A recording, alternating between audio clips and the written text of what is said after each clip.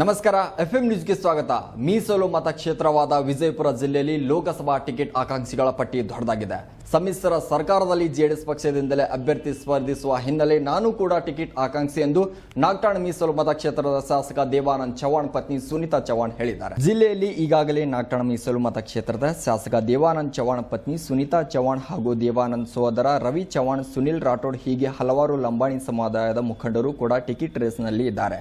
ಆದರೆ ಸಿಎಂ ಕುಮಾರಸ್ವಾಮಿ ಅವರ ಆಪ್ತನಾದ ದೇವಾನಂದ್ ಚವ್ಹಾಣ್ ಅವರ ಪತ್ನಿ ಸುನೀತಾ ಚವ್ಹಾಣ್ ಅವರಿಗೆ ಟಿಕೆಟ್ ಖಚಿತ ಎನ್ನುವ ಮಾತುಗಳು ರಾಜಕೀಯ ವಲಯದಲ್ಲಿ ಚರ್ಚೆಗೆ ಗ್ರಾಸವಾಗಿದೆ. ಆದರೆ ಈ ಕುರಿತು ಪ್ರತಿಕ್ರಿಯಿಸಿದ ಸುನೀತಾ ಚವ್ಹಾಣ್, ಇಲ್ಲಿವರೆಗೂ ಯಾವುದೇ ಒಂದು ಮಹಿಳೆಗೆ ಲೋಕಸಭಾ ಟಿಕೆಟ್ ನೀಡಿಲ್ಲ. ಈ ಹಿನ್ನೆಲೆಯಲ್ಲಿ ಸಮ್ಮಿಶ್ರ ಸರ್ಕಾರದಲ್ಲಿ ನನಗೆ ಟಿಕೆಟ್ ನೀಡಿದರೆ ನನ್ನ ಗೆಲುವು ಖಚಿತ. ಅಷ್ಟೇ ಅಲ್ಲದೆ ನಾನು ಎಲ್ಲ ಸಮುದಾಯದವರೊಂದಿಗೆ ಹೊಂದಾಣಿಕೆಯಿಂದ ಇದ್ದೇನೆ. ಈ ಹಿನ್ನೆಲೆಯಲ್ಲಿ ನನಗೆ ಟಿಕೆಟ್ ಸಿಗುವ ವಿಶ್ವಾಸವಿದೆ. ಒಂದು ವೇಳೆ ಟಿಕೆಟ್ ನೀಡದೇ ಇದ್ದರೆ ಹೈಕಮಾಂಡ್ ತೀರ್ಮಾನಕ್ಕೆ ನಾವು ಬದ್ಧ ಎನ್ನುತ್ತಾರೆ.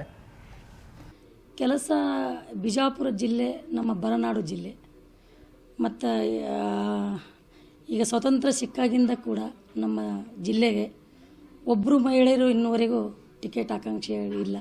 ಹಾಗಾಗಿ ಒಂದು ಬಿಜಾಪುರ ಜಿಲ್ಲೆ ಎಲ್ಲ ಮಹಿಳೆಯರ ಪರವಾಗಿ ನಮಗೆ ಕೊಟ್ಟರೆ ಒಂದು ಅವ್ರಿಗೋಸ್ಕರ ದುಡಿಬೇಕು ಅಂತ ಕೂಡ ನಿಟ್ಟಿನಲ್ಲಿ ಇದು ಈ ಮಹಿಳಾ ಯೂನಿವರ್ಸಿಟಿ ಅದ ರೀ ಅಕ್ಕಮಹಾದೇವಿ, ಮತ್ತು ವಿಮಾನ ನಿಲ್ದಾಣಗಳು ಅವಶ್ಯಕತೆ ಅದ ರೀ, ಮತ್ತು ರೈಲ್ವೆಗಳು ಮತ್ತು ಉನ್ನತೀಕರಣಕ್ಕೆ ಇಂಪಾರ್ಟೆನ್ಸ್ ಅದ ರೀ.